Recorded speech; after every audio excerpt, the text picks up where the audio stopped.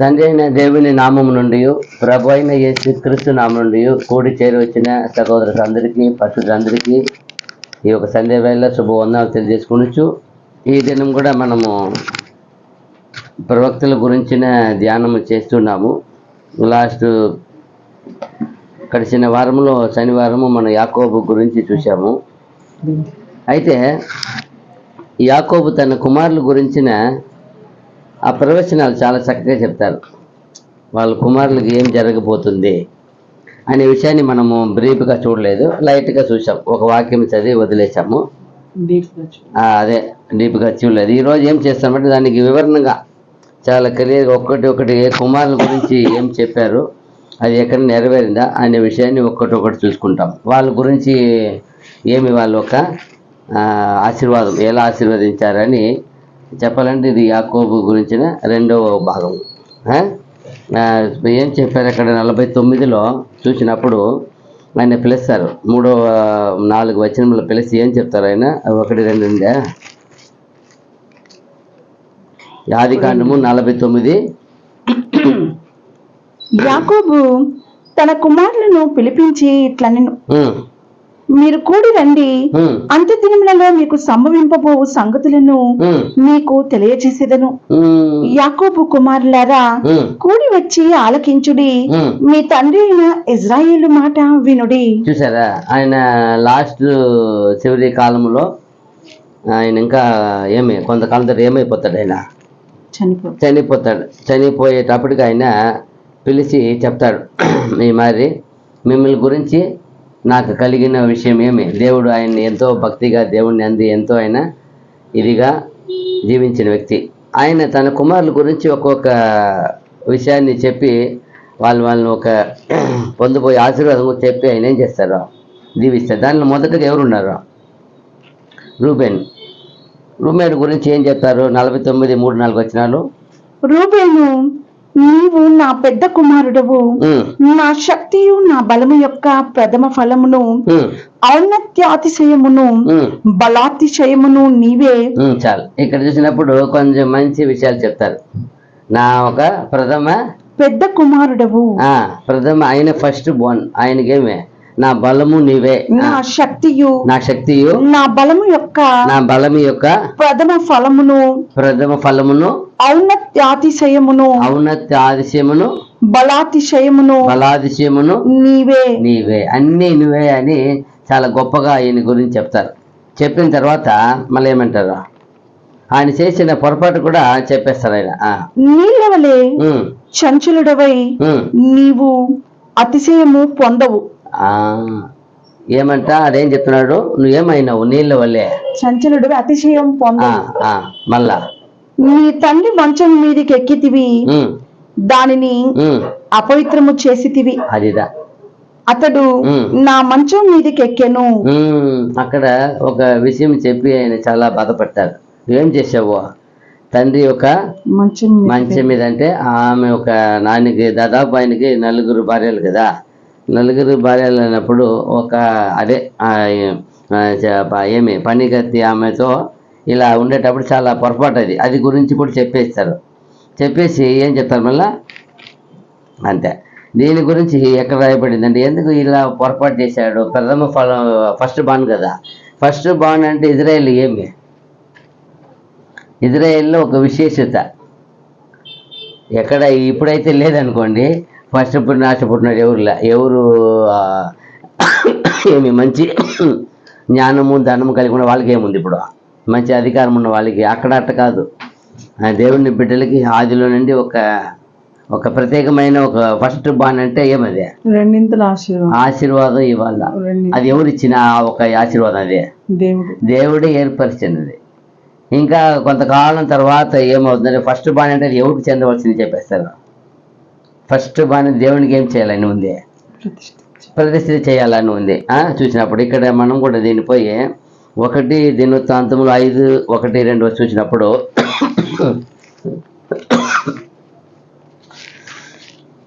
1 దినవృత్తాంతములు 5వ అధ్యాయము 1-2 వచనాలు. ఇజ్రాయేలునకు తొలిచూలి కుమారుడైన రూబేను కుమారుల వివరము. ఇతడు జ్యేష్ఠుడై ఉండెను కాని ఉమ్, తన తండ్రి పరుపును తాను అంటుపరిచినందున ఉమ్, అతని జన్మ స్వాతంత్రము ఉమ్, ఇజ్రాయేలు కుమారుడైన ఉమ్. యోసేపు కుమారులకు ఇయ్యబడెను. చూసారా? అయితే అయితే వంశావళిలో ఉమ్, యోసేపు జ్యేష్ఠుడుగా దాఖలు చేయబడలేదు. ఉమ్. అయితే ఈయన చేసిన ఒక పాపం వల్ల ఎక్కడ ఏమైనా ఫస్ట్ బాండ్ ఉండవలసిన ఒక హక్కు, ఆ ఆశీర్వాదాన్ని ఏం ఏం చేశాడు? ఫస్ట్ ఆఫ్ ఆల్ పోగొట్టుకున్నాడు. ఎలా వాళ్ళు పెద్దనైన ఏషావు ఎలా ఉన్నాడో, ఎలా ఆయన ఏం చేశాడు? జ్యేష్ఠత్వం ఆయన ఏం చేశాడు? ఏషావు ఆమె వేసుకున్నాడు. అలాగే యాకోబు అది ఏమైంది? అది కొంచెం అనుకూలత అయింది ఆయనకి, దేవుని ఒక ఇదిని బట్టి. అయితే ఇతను కూడా ఏం చేశాడు? ఇతనికి జ్యేష్ఠ ఎక్కువ ఉండాల్సింది 12 మందిలో. కానీ ఇతను చేసిన పొరపాటు వల్ల ఎక్కడికి వెళ్ళింది అది? యోసేపు 11వ కుమారుడైన, ఎవరైనా ఎన్నో కుమారుడైనా యోసేపు 11వ కుమారుడికి వెళ్ళింది అది. ఆయన ఏమో అడిగి తీసుకోవాలా. ఈయన చేసిన వల్ల ఏమైపోయింది అది? అతను అంతగా మొదట ఉండవలసిన కుమారుడుగా ఆయన అంత గొప్పవాడుగా ఏం చేశాడు? అన్నిట్లో ఎదిగాడు. అందుకే ఆ తండ్రి కూడా యాకోబు కూడా ఆయన అంటేనే ఇష్టం. ఆయన దగ్గర ఏం చేయాలని ఆశపడారు? ఆయన కింద అందరిని పెట్టాలని ఆశపడింది కదా. అదే ఇక్కడ మనం చూడండి ఏం చెప్తున్నాయి ఇక్కడ. ఒకటి చెప్తున్నారు. ఏం చెప్తున్నారు? ఇజ్రాయేలునకు తొలిచూరు కుమారుడైన రూబేను కుమారుల వివరము. ఇతడు జ్యేష్ఠుడై ఉండెను కాని తన తండ్రి పరుపును తాను అంటుపరిచినందున అతని జన్మ స్వాతంత్రము ఇజ్రాయేలు కుమారుడైన యోసేపు కుమారులకు ఇయ్యబడెను. అయితే వంశావళిలో యోసేపు జ్యేష్ఠుడుగా దాఖలు చేయబడలేదు. చూసారా ఎంత గొప్ప విషయం? చూడండి, ఆయన చేసిన ఆ మిస్టేక్, ఆ పాపము అని ఆయనకు ఉండవలసిన హక్కుని, ఆశీర్వాదాన్ని ఏం చేసేసాడు? పోగొట్టుకున్నాడు. అలాగే ఈరోజు కూడా మంచి దేవుడు అన్ని స్థాయి ఇస్తారు. ఇచ్చినప్పుడు అన్నీ అది కడవరికి అలా ఉంటుందని ఎవరు అనుకోకూడదు. ఏమంటే మనం జాగ్రత్తగా జీవిస్తే ఆ ఉన్నతమైన రాజ్యానికి, ఉన్నతమైన ఫస్ట్ బాండ్గా మనం కూడా సెలెక్ట్ చేసుకున్నాడు. ప్రథమ ఫలంగా మనం దాన్ని ఏం చేయబడాలా? గాచుకోవాలా, కాపాడుకోవాలా. దాని ఎందు మనకి ఎనీ టైం ఏముండాలా? భయభక్తి, శ్రద్ధ ఉండాలా, సిన్సియర్టీ ఉండాలా. ఒక మంచి వాహనము, మంచి కాస్ట్లీ వాహనము నడిపేవాడికి ఎప్పుడు ఎలా ఉండాలా? కేర్ఫుల్ ఉండాలి, జాగ్రత్తగా ఉండాలా. ఇదేమో సైకిల్ కాదు, పడిపోతే మళ్ళీ రిపేర్ చేసుకోవడం. దానికి సైకిల్ ఏం పెద్ద, ఇదేమే మంచి కాస్ట్లీ వెహికల్ అంటే ఎంత భయభక్తిగా దానికి అన్నీ ఉండాలా. దాన్ని తోలేదానికి అర్హత ఉండాలా, దాన్ని తోలడానికి నేర్పరి ఉండాలా, నేర్చుకున్న తర్వాత కూడా దాన్ని జాగ్రత్త ఉండాలా. జాగ్రత్త లేకపోతే అలాగే ఈ ఒక కుమారుడు పోగొట్టుకున్నాడంటే ఆయనగా జ్యేష్ఠత. మనకు కూడా అది ఏముంది? ఆత్మీయంగా మనకు జ్యేష్ఠ హక్కు ఇచ్చారు. మనకు కూడా ఈ భూమిలో ఉన్న ప్రతి మానవులలో మనల్ని ఏం చేశారు? ప్రథమ ఫలంగా మనల్ని వేసి క్రీస్తుకు తర్వాత ఆయనతో పాటు ఉండాలని ఎన్నుకున్నారు. మనం ఆయన కింద, ఆయన శిరస్సు, ఆయన అవయముగా మనం ఎన్నుకున్నారు. అప్పుడు మనకిచ్చిన హక్కును మనము పోగొట్టుకోవడానికి ఇలాగే కేర్లెస్ చేస్తే మనం కూడా ఏం చేయవచ్చు?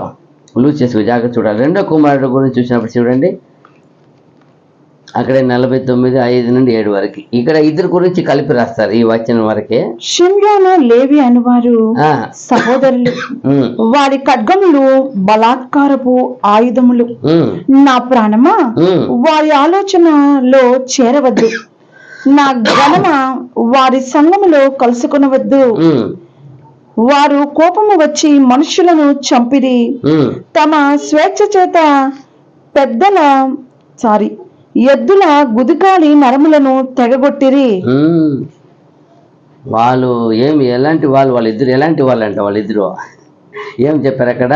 లేవి అనువారు సహోదరులు అని వాళ్ళు ఏక సహోదరులు ఉంది. మాకు బాగా డీప్గా ఉంది అక్కడ. ఎంత ఈ ఇద్దరు ఎక్కడ ఏం లేదు, ఎక్కడ కూడా ఎడబాసి వెళ్ళేట్టుగా ఎక్కడ ఏమంటారు? ఇద్దరు ఏం చేస్తారు? ఇద్దరు కలిసి వెళ్తూ ఉంటారు. అంత మంచి ఒక అన్నదమ్ములు, అంత స్నేహం అనమాట. చేసిన పొరపాటు తప్పిది కూడా ఏం చేస్తున్నారు? వాళ్ళు పోయే తండ్రికి తెలియకుండా ఏం చేస్తున్నారు? వాళ్ళకున్న జ్ఞానము, దానికి ఉన్న బలం ఇదని శకెం. పోయి ఒక ఊరిని, షెకెము ఊరిని ఒక పెద్దని, వాళ్ళ కుమారుని చాలా మంది పురుషులు ఏం చేస్తారు, చంపేస్తారు. చాలా ఘోరం చేసేస్తారు. అప్పుడు దేవుని దయ ఉంది కాబట్టి అక్కడ ఆపారు, లేకపోతే పరిస్థితి ఏమవుతుంది? అదే అంటారు, భయపెడతారు యాకోబు, మీరు ఇలా చేసినప్పుడు నా పరిస్థితి ఏమి? అది వాళ్ళ ఎదుట నన్ను ఏం చేశారు, నన్ను గురించి చెడ్డ వాసనగా చేసేసారు కదా, చాలా బాధపడతారు. చూడండి, ఆదికాండము 29:34 చూసినప్పుడు కూడా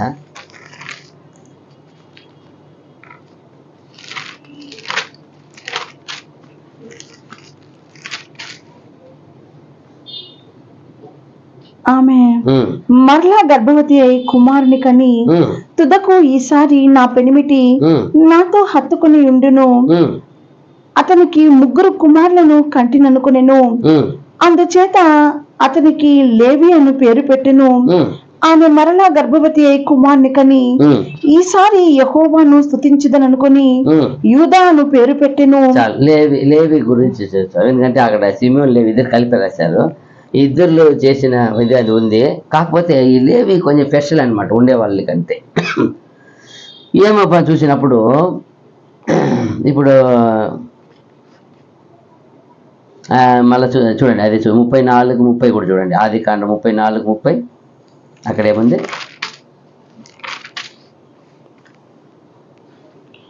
అప్పుడు యాకోబు షిమ్యోనును లేవిని చూచి, మీరు నన్ను బాధ పెట్టి ఈ దేశ నివాసులైన కనానీయులలోను పెరిజ్జీయులలోను అసహ్యునిగా చేసితిరి. నా జనసంఖ్య కొంచెమే, వారు నా మీదకి గుంపుగా వచ్చి నన్ను చంపెదరు, నేనును నా ఇంటి వారును నాశనమగుదుమని చెప్పెను. చూసారా మీరేం చేశారు? మీరిద్దరు షిమ్యోను లేవి ఏం చేశారు? నన్ను బాధ పెట్టి తండ్రిని ఏం చేసేసారు? చాలా చాలా బాధ దుఃఖ పెట్టేశారు. ఏమంటే చిన్న పొరపాటు కావు అవి, ఏదో ఒక దొంగతనమో ఏదో ఒకటి కాదు. ఏం చేసేసిన తెలుసా? ఆ దేశంలో ఏదో అల్పుడు కాదు, ప్రాముఖ్యమైన వ్యక్తులని, ఆ పురుషుల దేశం అందరూ ఏం చేసేసినారు? అందరు. ఇంకొకటి ఏమంటే దాన్ని వేరే ఒక తప్పు ఇది వాళ్ళు కుర్తిగా చేశారు. వీళ్ళని డైరెక్ట్గా చేయకుండా సున్నతి పొందితే మేము మీకు సంబంధి అయిపోతాం అన్నట్టుగా మాట్లాడి వాళ్ళని ఏం చేశారు? అందరినీ 3 రోజుల ముందు సున్నతి చేసేసారు. ఇది ఎలాంటిది అంటే కుట్ర. ఇది కుట్రతో ఏం చేశారు? ఇప్పుడు ఎదిరించి చంపడం వేరు, ఇది ఎలాంటిది? ఇదే ఆల్రెడీ వాళ్ళని బలహీనంగా చేసి తర్వాత ఏం చేసేసారు? అది చాలా అది విరోధమైన చాలా తప్పు. అది చెప్తున్నాడు ఆయన, మీరు ఇలా చేసింది నా మనసుని ఎంత బాధ పెట్టారు, ఎంత దుఃఖ పెట్టారు. ఆ తెర చూసినప్పుడు ఈ లేవి అనే వ్యక్తి ఎంత గొప్ప వ్యక్తి అంటే చేశారు. కాకపోతే మోషే వచ్చి దిగి వస్తారు కదా, దేవుని దగ్గర ఆజ్ఞ తీసుకొని వస్తారు కదా, వచ్చినప్పుడు ఇక్కడ చూస్తే ఏమైపోతారు? ఇజ్రాయేల్ అంతా ఏమైపోయింటారు? దూడను చేసుకొని అహరోను దూడ చేపించి వీళ్ళ దగ్గర పెట్టేసి వాళ్ళు అడిగినారు చేసినని చెప్పేస్తాడు. కానీ ఈయనకి ఎంత కోపం వస్తుందంటే అంత కోపం వస్తుంది. అప్పుడు ఒక మాట అంటాడు, ఎవరు ఇక్కడ ఎగవ పక్షం ఉండేవారు రాండి నా పక్క అంటే, సడన్గా అందరూ ఎగవ దేవుని పిల్లలు కదా, ఎగవ పక్షులు ఇక్కడ ఎవరు ఉన్నారంటే వెంటనే ఎవరు పోతారట? వెంటనే లేవి వెళ్ళిపోతారు. గోత్రం వాళ్ళందరూ ఆ గోత్రం టక్కుని ఆయన వైపు మళ్ళీ ఆయనకు పోయి చెప్పు, దేవుడి సేవకుడా యజమాడు అన్నట్టు నిలబడతారు. అంటారు చూడప్పుడు ఎంత అది ఈయనలో ఒక ప్రత్యేకత. అందువల్ల ఈయన లాస్ట్కి ఏం చేయబడారంటే ఆ ఒక వైరాగ్యం ఆయన్ని దేవుడికే పని చేసేట్టుగా ఏమైపోయింది లాస్ట్లో. చివరి 32 ఎక్సోడస్ ఏమంటారు, నిర్గమకాండము 32, 25-26 వచనాలు ఒక 2-3 చూస్తాం. 32, 25-26 ఫస్ట్. అందుకు మోషే పాలెము యొక్క ద్వారమున నిలిచి యెహోవా పక్షమున ఉన్న వారందరూ నా యొద్దకు రండి అనగా లేవీయులందరూ అతని యొద్దకు కూడి వచ్చిరి. అతడు వారిని చూచి, మీలో ప్రతి వాడును తన కత్తిని తన నడుమున కట్టుకుని పాలెములో ద్వారము నుండి ద్వారమునకు వెళ్ళుచు ప్రతివాడు తన సహోదరుని, ప్రతివాడు తన చెలికానిని, ప్రతివాడు తన పొరుగువానిని చెప్పవలనని ఇశ్రాయేళ్ల దేవుడైన యెహోవా సెలవిచ్చుచున్నాడనెను. ఇక్కడ ఒకటి చూడు, మనం ఆలోచించాల. వాళ్ళు అందరూ ఏమప్పా దేవుడు విగ్రహాలను చేసి ఎవరు చేశారు, ఎవరు నిలబడారు, ఎవరు చేస్తున్నారు కదా, ఎందుకు చంపాలా అనిపిస్తుంది కదా. కానీ వాళ్ళు ఎలా ఉన్నారో పరిస్థితి తెలుసా? ఎలా ఉన్నారని ఉంది ఆడ చూస్తే, వాళ్ళు నిర్వాణంగా ఉన్నారని ఉంది వాక్యం. వాళ్ళు ఏం లేదంటే వాళ్ళకి చాలా మందికి వస్త్రమే లేదు ఇక్కడ ఉంది. అదే ఆడ కింద ఉందా? లేకపోతే సంఖ్యాకాండము 1:47 చదవండి, అక్కడ చూస్తాం. 1:47 నుండి 53 వరకు ఉన్నాయి. అక్కడ కింద వస్తుంది అనుకుంటున్నా, మాకైతే అటు ఉంది. సరే, అయితే లేవీయులు తమ పితరుల గోత్రము చొప్పున వారితో పాటు లెక్కింపబడలేదు. ఏలైనగా యెహోవా మోషేతో ఇలాగూ సెలవిచ్చి ఉండెను, నీవు లేవి గోత్రమును లెక్కింపకూడదు, ఇశ్రాయేలీయుల మొత్తమునకు వారి మొత్తమును చేర్చకూడదు. నీవు సాక్ష్యపు గుడారము మీదను దాని ఉపకరణములన్నిటి మీదను లేదు చదవండి. అది ఆయన ఎన్నుకుంటున్నారు. ఓకే ఓకే, చెప్పండి. దానిలో చేరిన వాటన్నిటి మీదను లేవీయులను నియమింపుము. వారి ముందర మందిరమును దాని ఉపకరణములన్నిటినీ మోయవలెను. వారు మందిరపు సేవ చేయుచు దాని చుట్టూ దిగవలసిన వారై ఉందురు. ఇక్కడ ఏమంటున్నారంటే, అక్కడ చూసే పరిస్థితి చూసినప్పుడు అక్కడ కింద వస్తుంది. అక్కడ వాళ్ళు ఎందుకు అంతమందిని ఇలా సహోదరుని చెప్పాలి, వాళ్ళు అంత విగ్రహం పెట్టి వాళ్ళు చాలా మంది నిర్వాణంగా తాగుతూ తిరుగుతూ చాలా గలీజుగా దేవునికి అసహ్యంగా ఉన్నారు. అది చూసినప్పుడు ఆయన చాలా బాధపడతారు. మోసే బాధపడి వీళ్ళు చెప్పి మీరు ఇలా చేయండి అన్నప్పుడే అలా జరిగింది. అది అప్పుడు ఇది చూపిన వైరాగ్యం బట్టి ఇజ్రాయేల్ ఏం చేయవద్దంటారు. ఇప్పుడు ఏ విషయానికి మీరు ఏం చేయకూడదు, వాళ్ళని అందరికి జనసంఖ్యలు మరి వాళ్ళని ఏం చేయకూడదు, మీరు కౌంట్ చేసుకోకూడదు.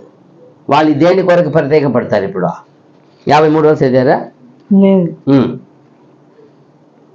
మందిరము సాగబోవునప్పుడు లేవీయులే దాని విప్పవలెను.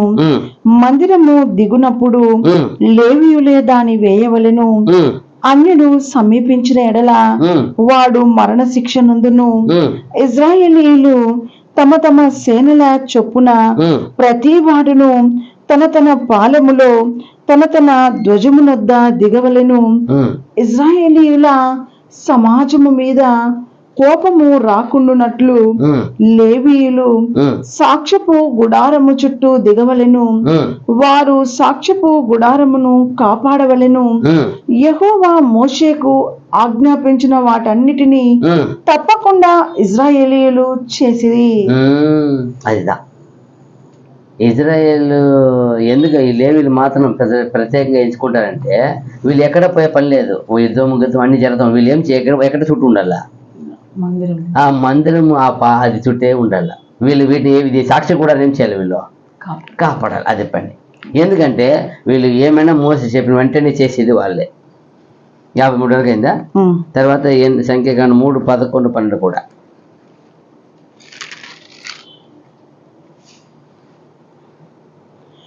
మరియు యెహోవా మోషేకు ఇలాగూ సెలవిచ్చెను, ఇదిగో నేను ఇశ్రాయేలీయులతో తొలిచూలి అయిన ప్రతి మగపిల్లకు మారుగా ఇశ్రాయేలీయుల నుండి లేవీయులను నా వశము చేసుకుని ఉన్నాను. ప్రతి తొలిచూలియు నాది గనుక లేవీయులు నా వారై ఉందురు. నేను తొలిచూరుకు మారుగా ఎవరు తీసుకుంటున్నారు? ఇప్పుడు ఒక గోత్రాన్ని తీసుకుంటున్నారు. ఏని బట్టి అంటే వీళ్ళు ఆ సేవకుడు ఆ మోషే చెప్పిన వెంటనే ఏం చేశారు, వెంటనే ఆ దేవుని సేవకుడు అంటే దేవుడు ఎన్నుకున్న వ్యక్తి అని, ఆయన దేవుని ప్రతినిధిగా మధ్యవర్తి ఉన్నాడని వెంటనే చెప్పేసి. ఇక్కడ అదే నిర్గమకాండం 32:28లో నిర్గమకాండము 32:28. 28. చదవండి. లేవీయులు ఉమ్, మోషే మాట చొప్పున చేయగా ఉమ్, ఆ దినమున ప్రజలలో ఉమ్, ఇంచుమించు 3,000 మంది కూలిరి. ఉమ్, ఏలయనగా ఉమ్, మోషే వారిని చూచి, ఉమ్, నేడు యెహోవా మిమ్మల్ని ఆశీర్వదించున్నట్లు ఉమ్, మీలో ప్రతివాడును తన కుమారుని మీద పడియే గాని ఉమ్, తన సహోదరుని మీద పడియే గాని ఉమ్. యెహోవాకు మిమ్మల్ని మీరే ప్రతిష్ట చేసుకొనుడనెను. అదిదా ఎందుకు చేశారంటే, మీరు ఎప్పుడైనా దేవుని విషయంలో ఎవరు పాపాన్ని అరికడతారో వాళ్ళకి ఏమవుతారు, దేవునికి ఫిరియల్ అయిపోతారు. అక్కడ పినేగాస్ కూడా ఒకసారి అక్కడ కూడా ఏం చేశారు, ఆయన కూడా దేవుని దేవుని కోపాన్ని చల్లార్చిన వ్యక్తి. ఎంత ఆయన లేకపోతే ఇంకా అప్పటికి 23,000 మంది ఏమైపోయినారు కదా. ఇప్పుడు ఈయన చేయడం వల్ల ఇంకా 10,000 మంది ఇంకా ఎంత పోయింటారు, 50,000 పోయింటే తెలియదు. ఆపబడింది ఆ వైరాగ్యత, భక్తి వైరాగ్యత. అది మానవ దృష్టికి ఎలా కనపడుతుంది? అయ్యో ప్రాణం పోగొడతారు అనుకుంటే, ఆ దేవుని దృష్టికి ఏమి అసిగమైంది ఏమైపోవాలి అక్కడ, అందే తొలగండి. అదే అందట మీ మధ్యలో అపవిత్రత కానీ అసిగమైనవి కానీ ఏది ఉండకూడదు, ఏ పాపం మీ మధ్య ఉండకూడదు అంటాడు. మీ మధ్యలో ఎలా ఉండాలా? పరిశుద్ధత నిలపాలా. నేను పరిశుద్ధనే ఉన్నాను అంటాడు. నేను పరిశుద్ధనే ఉన్నాను, నేను మీ మధ్యలో గుడారం నివాసం చేస్తున్నాను, నా చుట్టూ ఏమేమి ఉండాలి, మీరు ఉన్నారు, మీరు ఏమి ఉండాలి, మీలో పరిశుద్ధత ఉండాలా. అయితే దేవునికి చాలా ఇష్టం. అది ఎక్కడ లోటు అవుతుందో, ఎవరు చేశారో వాళ్ళని ఖచ్చితంగా విడిచిపెట్టాడు. తెలిసిన మనిషి కూడా ఏం చేయకూడదు, అదే చెప్తున్నాడు అక్కడ, మీలో నుండి అన్యాయమును అక్రమం తీసివేయండి అంటాడు. అందుకే ఏమంటారు, పాపం ఏమవుతుంది, అది కొంచెం కొంచెం కొంచెంగా అయిపోయి పాపం ఏమైపోతుంది, లాస్ట్కి పరిపక్వమై ఎక్కడికి ముగిస్తుంది, అది మరణానికి అంటుంది. అప్పుడు పాపము ప్రారంభం ఉట్పడి దాన్ని నరికేస్తే, దాన్ని చంపేస్తే పరిపక్వం అవుదా, అది మరణానికి సంభవించింది కదా. అదిదా మనం చూసేది ఇక్కడ. అందుకే ఈయన లేవి ఎంత గొప్ప విషయం అంటే, ఆయనలో ఉన్న ఒక వైరాగ్యత వల్ల ఆయన ఏం చేయబడ్డారు, ఆ గోత్రమే దేవుని కొరకు ఏం చేయబడింది, ఎన్నుకున్నారు. ఆయన నా పని చేయాలా, నా చుట్టూ వాళ్ళే ఉండాలి, ఎవరు ముట్టకూడదు, నా ఒక ఆ పని కారణమని ఎవరు ఏం చేయకూడదు, డోంట్ టచ్, ఎవరు ముట్టకూడదు. ఎవరికి మాత్రమే పర్మిషన్ ఉంది, లేవీలకి మాత్రమే ఉంది. ఇది ఎంత గొప్ప విషయం కదా. అప్పుడు ఎప్పటి వరకు వాళ్ళు అలాగే ఏం చేశారు, దేవుడు నియమించేశారు. అదిదా ఈ లేవీలో చూసినప్పుడు ఆయన ఒక ప్రత్యేకత. తర్వాత ఎవరు ఉన్నారు, 4వది యూదా. 49:8 నుండి 1 చదువు, 12 వరకు ఉన్నాయి. యూదా, నీ సహోదరులు నిన్ను స్తుతించెదరు, నీ చెయ్యి నీ శత్రువుల మెడ మీద ఉండును, నీ తండ్రి కుమారులు నీ ఎదుట సాగిలపడుదురు. యూదా కొదమ సింహము, నా కుమారుడా, నీవు పట్టిన దాన్ని తిని వచ్చితివి. సింహము వలెను, గర్జించు ఆడు సింహము వలెను అతడు కాళ్ళు ముడుచుకొని పండుకొనెను. అతని లేపువాడెవడు? షీలోహు వచ్చు వరకు యూదా యొద్ద నుండి దండము తొలగదు, అతని కాళ్ళ మధ్య నుండి రాజదండము తొలగదు. ప్రజలు అతనికి విధేయులై ఎందురు. ద్రాక్షవల్లికి తన గాడిదను, ఉత్తమ ద్రాక్షవల్లికి తన గాడిద పిల్లను కట్టి, ద్రాక్ష రసములో తన బట్టలను, ద్రాక్షల రక్తములో తన వస్త్రమును ఉదుగుకొను. అతని కన్నులు ద్రాక్ష రసము చేత ఎర్రగాను, అతని పళ్ళు పాల చేత తెల్లగాను ఉండును. వీళ్ళలో ఒక విశేషత ఏమంటే, ఆ యోసేపుని కాపాడని ముఖ్యమైన వ్యక్తి ఈయన అవుతాడు. ఏం చెప్తాడు యోసేపుని కాపాడేటప్పుడు? మన సహోదరుని చంపితే మనకి ఏమవుతుంది, రక్త పాపం ఏమొచ్చింది, ఆయన ఒక రక్తం మన మీద ఉంటుంది కదా. అతను ఏం చేయండి, మీరు అమ్మి ఏంటంటే ప్లాన్ ఇచ్చింది నేనే, అది చేస్తే చూడండి. అక్కడే ఆదికాండం 37:26 చూసినప్పుడు, లేకపోతే వాళ్ళు చంపేసేవాళ్ళు ఆ కోపంలో. అయితే యూదా, మనము మన సహోదరుని చంపి వారి మరణమును దాచిపెట్టునందువలన ఏమి ప్రయోజనము?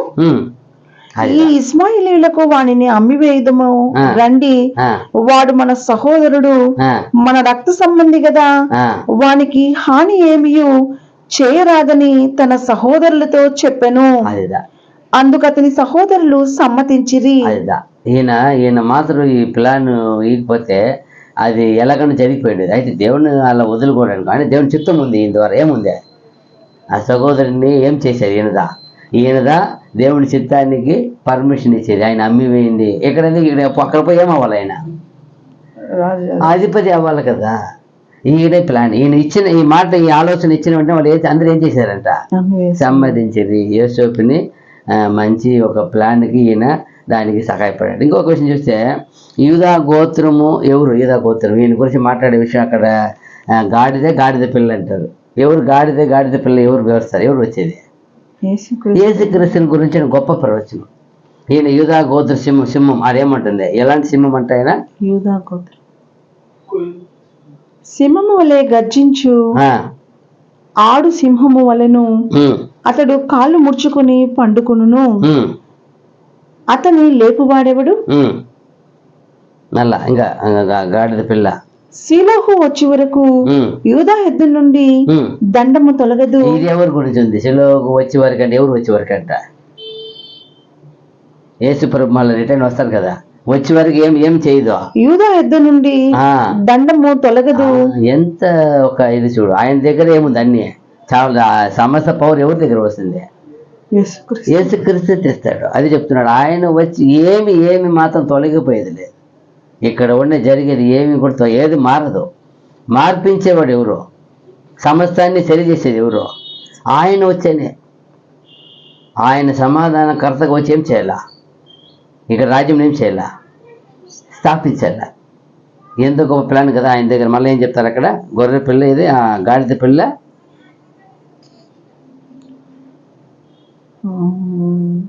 ద్రాక్షవల్లికి తన గాడిదను, ఉత్తమ ద్రాక్షవల్లికి తన గాడిద పిల్లను కట్టి. చూసారా, ఆయన నేనే ఏమంటున్నాడు, నేనే నిజమైన ద్రాక్షవల్లి, నా తప్ప మీరు ఎవరు ఎక్కడ రాలేరు, తండ్రి ఎద్దకే మీరు ఏం ఫలించలేరు.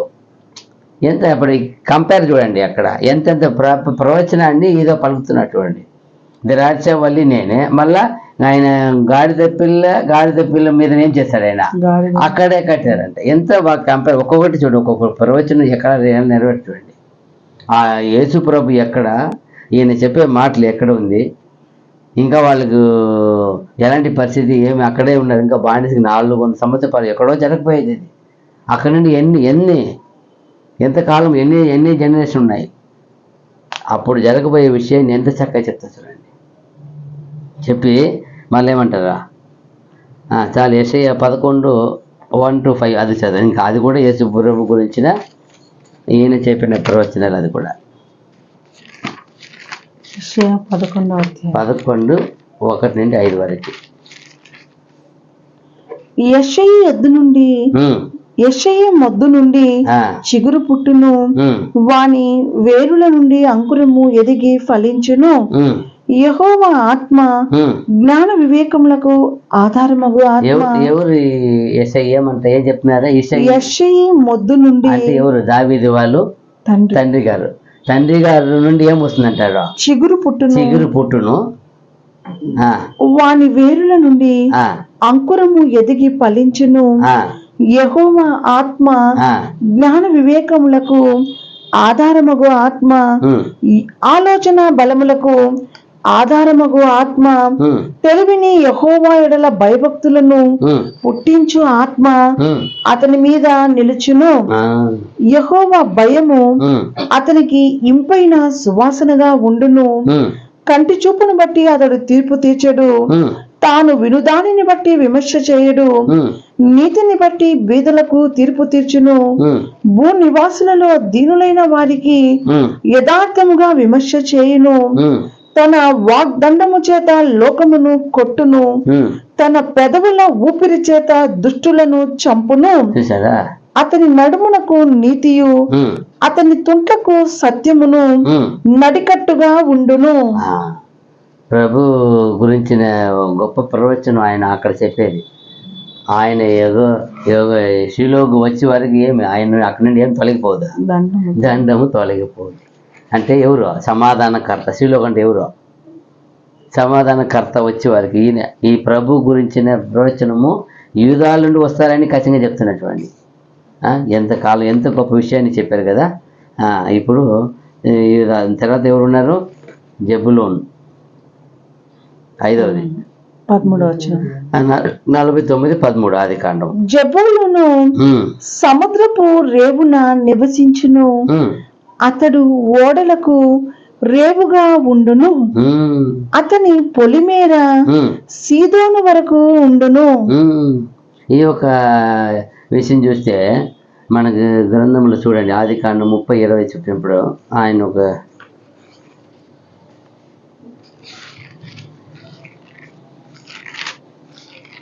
ఒక్కొక్కరిలో ఒక్కొక్క క్యారెక్టర్, ఒక్కొక్క విశేషమైన క్యారెక్టర్ ఉన్నాయి. 30:20 అప్పుడు లేయా, దేవుడు మంచి బహుమతి నాకు దయచేసెను, నా పెనిమిటికి 6 కుమారులను కని ఉన్నాను కనుక అతడికను నాతో కాపురము చేయననుకుని అతనికి జబూలూను అని పేరు పెట్టెను. ఈ కాలంలో పేరు ఎవరు పెడతారు? మనకి ఎవరు సెలెక్ట్ చేసి పెడతారు. ఆ కాలంలో కానీ ఎవరు పెట్టేస్తారు పేరు? తల్లి పెట్టేస్తుంది. చూడండి, అందరికీ ఆమె పనికత్తి పిల్లలు కూడా ఆమె పెట్టేస్తుంది. ఆమె 4 కుమారులు వాళ్ళకి పుట్టిన రూబేను, సిమియోను, లేవి, యూదా ఆమెకు పుట్టిన తర్వాత ఆమె పని ఆమెకి పుట్టారు ఈ పిల్లలు. జబులోను, ఇస్సాకారు ఇద్దరు పుడతారు. అయినా కూడా ఈమె పేరు పెడతారు కదా, అందరికి పేరు ఆమె పెట్టేది. మనం చూస్తాము 1 దినవృత్తాంతములు 12:33. ఈయన ఒక స్పెషల్ ఉంది, ఈయన ఒక గోత్రం. చూడండి, ఈయన ఎలాంటి వారంట, నిలబడితే ఎంత ధైర్యవంతులంట చూడండి యుద్ధానికి. 1 దినవృత్తాంతములు 12:33. 1 దినవృత్తాంతములు 12:33. జబూలూనీయులలో సకల విధమైన యుద్ధములను ధరించి యుద్ధమునకు పోదగిన వారును, యుద్ధపు నేర్పుగల వారును, మనస్సునందు పొరపు లేకుండా యుద్ధము చేయగల వారును 70,000 మంది. అంటే ఇక్కడ స్పెషల్ గా వీళ్ళ గురించి చెప్పారు. పొరపు లేకుండా అంటే వంచన లేకుండా అంట. అది ఏమొచ్చింది ట్రాన్స్లేషన్? వంచన, కుట్ర, కుళ్ళు ఏమీ లేకుండా యుద్ధం చేస్తారు. ఎలా చేస్తారంటావు? దాంట్లో ఏ వంచన లేకుండా యుద్ధం చేసేవాళ్ళు. నీకు పర్టికులర్ రాయపడింది దీని గురించి. అప్పుడు ఎంతగా వాళ్ళు ఎన్ని మంది ఉన్నారు? మళ్ళా 1-2 కాదు ఉండేది అండి, 50,000 మంది. 50,000 మంది ఉన్నారు యుద్ధము అన్నిలో తర్ఫీదుగా ఉన్న వాళ్ళంట. ఎలా ఉన్నారు? మళ్ళా ఏమంటారు? జబూలూనీయులలో సకల విధమైన యుద్ధములను సకల విధమైన యుద్ధములను ధరించి యుద్ధమునకు పోదగిన వారును యుద్ధపు నేర్పుగల వారును మనస్సునందు పొరపు లేకుండా ఏ వంచన లేకుండా అంట. ఎవరికి యుద్ధం చేస్తారు? ఎంత ఉంటుంది, శత్రువుని చూసి ఏం చేయాలని ఉంటుంది. అయితే చూడండి, వాళ్ళతో ఏ వంచన ఉండదంట. ఎంత కరెక్ట్గా నీతిగా యుద్ధం చేయాలంటే ఎంత ఇది కదా.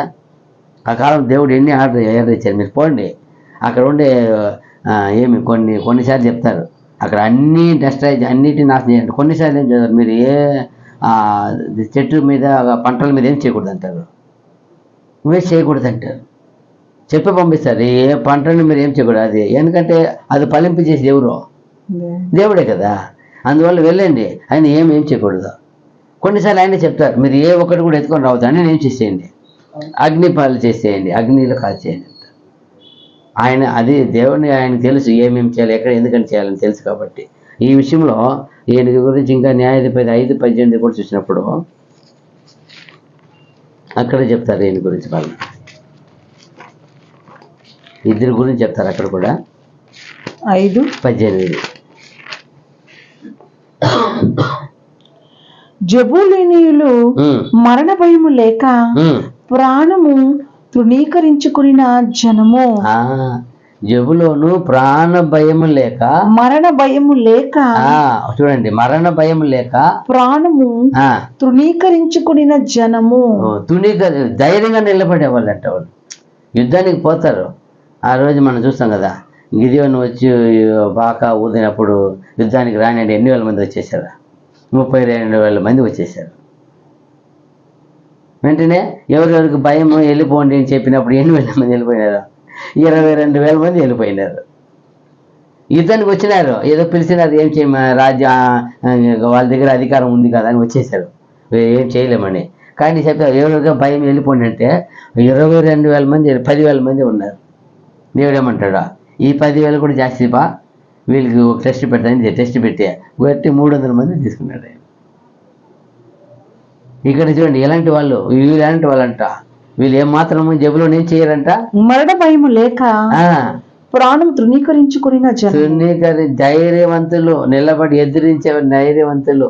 ఫెషల్ ఈ జబులోన్లో ఒక ఫెషల్, ఒక్కొక్కరిలో ఒక ఫెషల్ ఉంది, ఒక్కొక్కరిలో ఒక ఫెషల్. అలాగే తర్వాత చూసినప్పుడు ఇస్సాకారు ఏమంటే 6వది ఆదికాండం 49, 14, 15 వచనాలు. ఇస్సాకారు 2 దొడ్ల మధ్యను పండుకొని ఉన్న బలమైన గార్ధబము. అతడు విశ్రాంతి మంచి దగుటయు ఆ భూమి రమ్యమైన దగుటయు చూచెను గనుక అతడు మోయిటకు భుజము వంచుకొని వెట్టి చేయు దాసుడగును. ఏమంట, అతను ఏం చేశారంట, ఆయన మంచి భారము కష్టపడేవాడు, ఏముందట, హార్డ్ వర్కర్.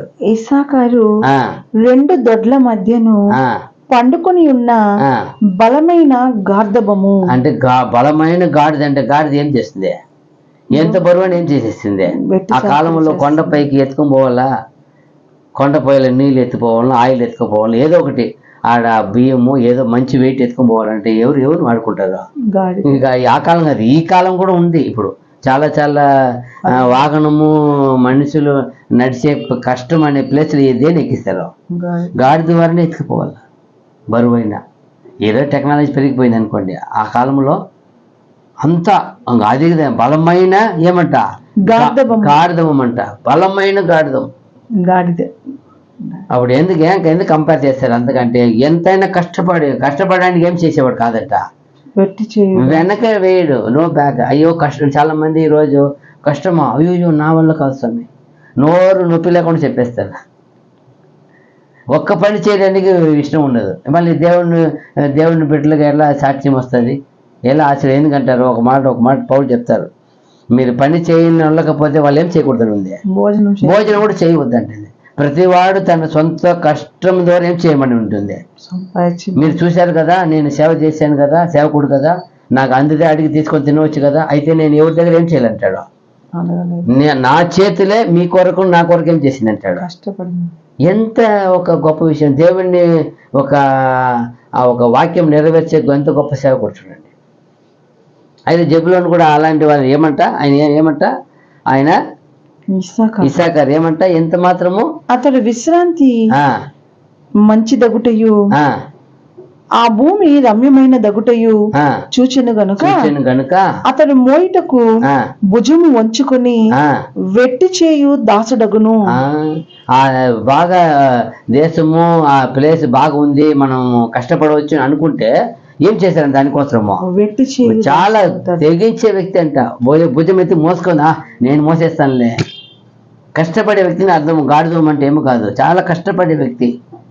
ఒక్కొక్క ఫెస్టివల్ ఒక్కొక్కరిలో చూడండి. అయినా ఈ 12 మంది ఎవరు సోమేళ్ళు లేదు, అందరూ హుషారుగానే, అందరూ కష్టపడేవాళ్ళు దేవుని బిడ్డలు. అయితే ఈరోజు మనకేం కంపేర్ అంటే, ఈరోజు చాలా మంది ఉన్నారు కష్టపడనే కూడదంటారు, నేను పని చేయకూడదు అంటారు. కానీ నాకు ఆదాయం కావాలా, నాకు బాగా సమృద్ధిగా ఎక్కడికి వెళ్ళినా నాకు మంచి లగ్జరీ కావాలా, పడకూడదు. కష్టపడేది నాకు ఇష్టం అంటే ఎట్లా దేవుని పిల్లలు అవుతాం. చూడండి ఎంతగా ఆయన కష్టపడడానికి ఆయన గురించి వాళ్ళ తండ్రి ఎంత బాగా రాశారు, ఆయన గురించి చెప్తున్నారంటే అప్పుడు ఎంత ఒక కష్టజీవి ఉంటే ఆయన గురించి చెప్తారు, సోంబేరిని చెప్తారా?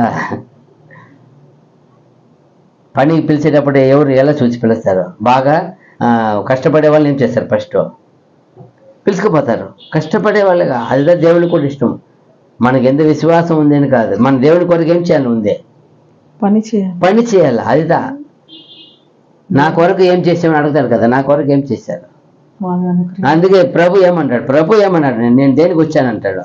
నేను ఎవరి దగ్గర పరిచారం చేయించుకొని రాలేదు, కానీ నేను ఏం చేయడానికి వచ్చాను? అనేకులకు ప్రతిగా పరిచారం చేయటకు వచ్చానన్నాడు. నన్ను ఏం చేసి వచ్చాను? నేను ఇవ్వడానికి వచ్చానన్నాడు. ఎంత గొప్ప మాట కదా. అప్పుడు ఏమి అర్థం? అందరూ కూడా, ఎవరు కూడా దేవుని వాక్యం నెరవేర్చే అపోస్తలులు పౌలు గారు ఎలా చేశారో, ప్రభు ఎలా చేశారో. పౌలు గారు అది చెప్తున్నారు, నేను ఎక్కడ ఎవరి దగ్గర చాపినానా, ఎవరి కొరకైనా మీ కొరకు చాపినానా, నా కొరకు చాపినానా? నా సొంత చేతులే మీ కొరకు, మీ సువార్త చెప్పిన కొరకు, నా కొరకు కష్టపడింది. ప్రతి వాడు ఏం చేయాలని ఉంది? కష్టపడి ఏం చేయాలా? పని చేయాలని ఉంది. ప్రతివాడు కష్టపడి భోంచేయాలని ఉంది. అప్పుడు ఈయనకి వచ్చిన ఒక ఇసాకారు ఎంత గొప్ప విషయం కదా.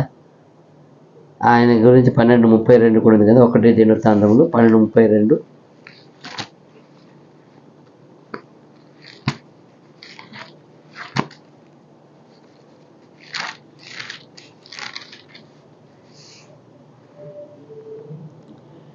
ఇశ్రాయేలీయులలో సమయోచిత జ్ఞానము కలిగి ఇశ్రాయేలీయులు చేయతగినదేదో దాని నెరిగి ఉన్న అధిపతులు 200 వీరి గోత్రపు వారందరూ వీరి ఆజ్ఞకు బద్దులై ఉండిరి. వీళ్ళు ఎవరైనా రాయపడి తెలుసు అక్కడ అడ్వైజర్ ఏం చెప్పేవాళ్ళంట? వీళ్ళు జ్ఞానము కలిగి సమయోచిత ఇశ్రాయేలీయులలో సమయోచిత జ్ఞానము కలిగి ఇశ్రాయేలీయులు చేయతగినదేదో దాని ఎరిగి ఉన్న అధిపతులు 200 వీరి గోత్రపు వారందరూ వీరి ఆజ్ఞకు బద్దులై ఉండిరి. అదిదా వీళ్ళు చెప్పే ఆలోచన ఎంత బాగుంటుందంటే అది చాలా చక్కగా సరిగా ఉంటుంది. సమయోచితమైన మంచి అడ్వైజర్ ఉంది. మీరు చూడండి కాంటే ఎంత బాగా అడ్వైజర్. అలాంటి ఒక్కరిద్దరు కాదంట ఈ గోత్రంలో ఉండేది, 200 మంది అంట ఆ కాలంలో. వాళ్ళ మాట ప్రకారం ఇజ్రాయేల్ ఏం చేస్తారంట? ఏ పని ఇజ్రాయేల్ వాళ్ళు చెప్పినట్టు చేయాల్సిందే అంట. అంత గొప్ప ఆలోచన ఇచ్చేవాళ్ళు, ఆలోచన కర్తలు వాళ్ళు. ఎంత గొప్ప చూడండి. ఇసాక్ అందరూ ఒక్కొక్కటి ఉంది కదా. ఈయన మంచి కష్టపడే వాళ్ళకి చెప్తారు కదా, కష్టపడే వాళ్ళకి తెలిసిందే. కష్టపడే వాళ్ళకి ఎంత జ్ఞానం చూడండి. ఫ్యూచర్ వెనకటి వాళ్ళ సంగతి ఎలా అయినా చూడండి. ఏమైనారు? ఇసాకారు ఏమైనారు? ఇశ్రాయేలీయులలో సమయోచిత జ్ఞానం కలిగి ఇశ్రాయేలీయులు చేయదగినదేదో దాని ఎరిగి ఉన్న అధిపతులు 200 వీరి గోత్రపు వారందరూ వీరి ఆజ్ఞకు బద్దులై ఉండిరి. అంతే. మాకు ఎలా ఉందంటే తమిళ్లో వాళ్ళు మాట చెప్పినా నడుస్తారంట, వాళ్ళు చెప్పింది చేస్తారంట. ఆ మరి వాళ్ళు ఇచ్చే ఎంత, ఇది కూడా ముందు వెనక ఉంది. ఎంత చూడండి ఇప్పుడు గోత్రంలో ఎంత గొప్ప విషయం. అడ్వైజర్, గొప్ప ఆలోచన పరులు 200 మంది ఆ కాలంలో ఉండారట చూడండి. తర్వాత ఆదికాండం 49, 16, 17. దాను ఇశ్రాయేలు గోత్రికుల వలె తన ప్రజలకు న్యాయము తీర్చును. దాను త్రోవలో సర్పముగాను దారిలో కట్లపాముగాను ఉండును. అది గుర్రపు మడిమెలు కరచును, అందువలన ఎక్కువాడు వెనుకకు పడును. దీని గురించి ఒక్కొక్కరు ఒక్కొక్క స్పెషల్, ఒక్కొక్కరు ఏదైనా వాళ్ళకి వీళ్ళకి మ్యాచ్ ఉంటుంది ఒక్కొక్కరు చెప్పేటప్పుడు. చూడండి 12 మంది గురించి 12 విధంగా అది వాళ్ళు ఒక ఫీచర్ చెప్పాలని ఎంత గ్రేట్ కదా. దేవుణ్ణి అనుగ్రహం లేకపోతే ఏం చేయలేడు ఆయన, చెప్పలేడు. దేవుణ్ణి ఆత్మ చూడండి, ఆయన జీవించను ఎంత జీవితమైన వాళ్ళ గురించి చెప్పిన విషయం చూడండి. ఆదికాండం 36 వచనము ఆయన గురించి రాసింది కదా.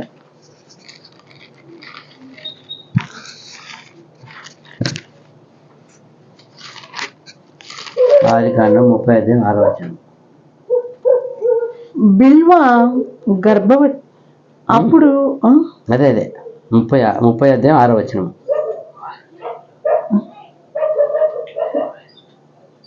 తన దాసి అయిన బిల్వాను అతనికి భార్యగా ఇచ్చెను. యాకోబు ఆమెతో పోగా బిల్వా గర్భవతి అయి యాకోబునకు కుమారుని కనెను. అతని పేరే రాలే అక్కడ. అప్పుడు రాహేలు, దేవుడు నాకు తీర్పు తీర్చెను, ఆయన నా మొర విని నాకు కుమారుని దయచేసి అనుకుని అతనికి దాను అని పేరు పెట్టెను. ఈమె రాజేలు యొక్క దాసి యొక్క పిల్లడు, ఆయనకి దాన్ అని పేరు పెడతారు. ఇతను ఇంకా చెప్పాలంటే 35:25 కూడా చదివారు. ఆదికాండం 35:25.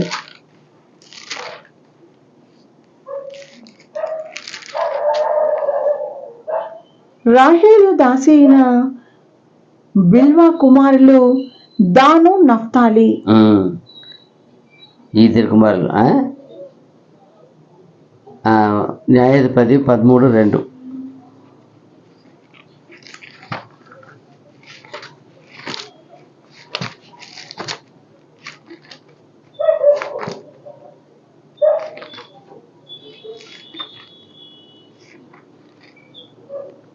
న్యాయాధిపతి 13:2.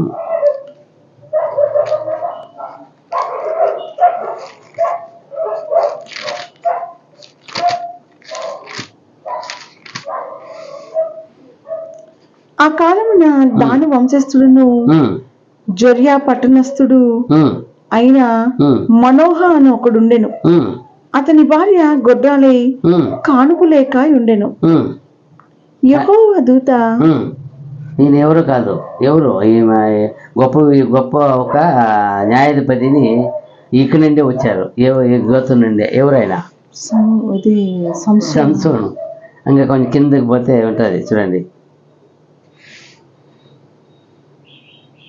ఆయన పేరు చోటు చదవండి.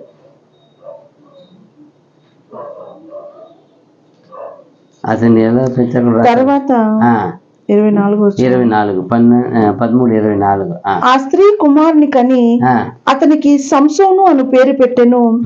ఆ బాలుడు ఎదిగినప్పుడు యెహోవా అతని ఆశీర్వదించెను.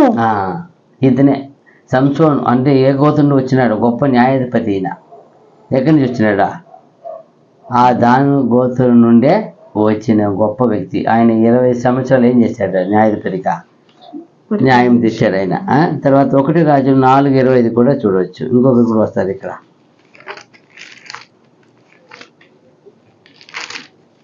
ఒకటి రాజు 4:25.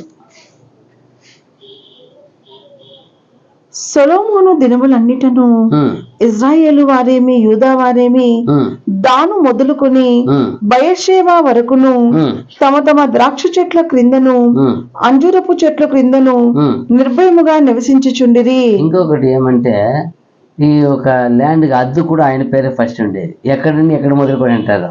దాను మొదలుకొని. దాను ఈయననే ఫస్ట్ ఇచ్చింది అనమాట. ఈయన ల్యాండ్ ఇచ్చి అదే సింబల్ గుర్తు చికనంగా పెట్టేశారు. ఎక్కడి నుంచి ఎక్కడి వరకు అంటారు? బయర్షేబా వరకు. అంటే ఈ ఫస్ట్ ఈయన ఒక మార్కగా కూడా పెట్టేశారు, ఒక గుర్తుగా కూడా ఏం చేశారు అక్కడ ఒక దేవుడు వాడుకున్నారు. ఇంకా చూసినప్పుడు వీళ్ళు ఇంకొక స్పెషల్ 22 సమూయేలు 24:2.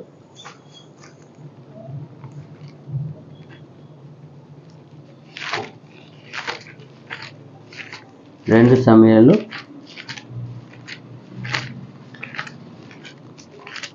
24:2. అందుకు రాజు తన యొద్దనున్న సైన్యాధిపతి అయిన యోవాబును పిలిచి, జనసంఖ్య ఎంతైనది నాకు తెలియగలకై దాను మొదలుకొని బయర్షేబా వరకు ఇజ్రాయేలు గోత్రములలో నీవు సంచారము చేసి వారిని లెక్కించమని ఆజ్ఞ ఇయ్యగా, అదే దాను మొదలుకొని బయర్షేబా వరకు అని అంటే ఏమని అర్థమో, ఈయన ఒక టోటల్ ఇజ్రాయెల్ ఒక సింబల్ గా వాడుకున్నారు. మెయిన్ ఈయన పేరే పెట్టి ల్యాండ్ ప్రారంభం అంటే ఈయన పేరు వస్తుంది. అక్కడ ప్రారంభం ఈయన, ఎండు వేరే చోట ఆయన చూడండి ఎంతో ఒక సింబల్ గా పెట్టారు ఈయన్ని. మరి గొప్ప వ్యక్తి ఈయన. ఎంత గొప్ప కష్టపడి ఎంత ఎలా ఉండేవాడని ఉంది గాడిదా? అతను కాదు.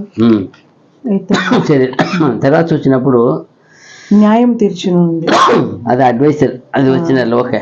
తర్వాత ఎవరు ఉన్నారు? గాతు 18 వచ్చిన 49, 19, 18, 19. 19. యెహోవా నీ రక్షణ కొరకు కనిపెట్టి ఉన్నాను. బంటుల గుంపు గాదును కొట్టును, అతడు మడిమెను కొట్టును. ఏమంట అతను ఎలాంటి వాడు అంటే ఆయన బంటుల అంటే అది సైన్యం ఉంది, మాకు ఒక మిలిటరీ సైన్యం ఉంది. ఆ సైన్యముని వీళ్ళ మీద పడతారంట. వీళ్ళు ఆయన ఏం చేస్తాడు వాళ్ళ మీద? అతని మడిమెను కొట్టు, అతని మీద పడతారంట. అంత గొప్ప పవర్ఫుల్ బలాఢ్యుడు వ్యక్తి ఈయన కూడా. ఏముంది ఆశరా గాత గాదు 30:11 ఆదికాండం.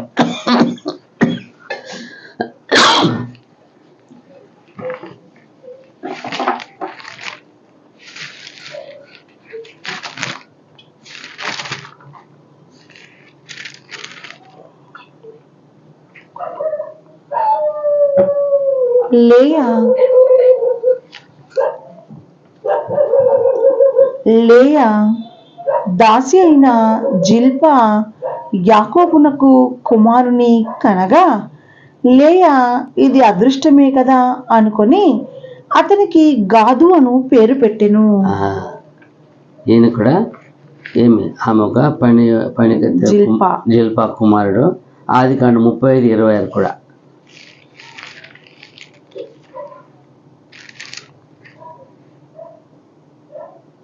లేయా దాసి అయిన జిల్పా కుమారులు గాదు, ఆషేరు. వీరు పద్దనరాములో యాకోబునకు పుట్టిన కుమారులు. ఆ ప్లేస్ కూడా కలిసి చెప్తా చూడండి. యెహోషువ 18:7. యెహోషువ గ్రంథం 18:7.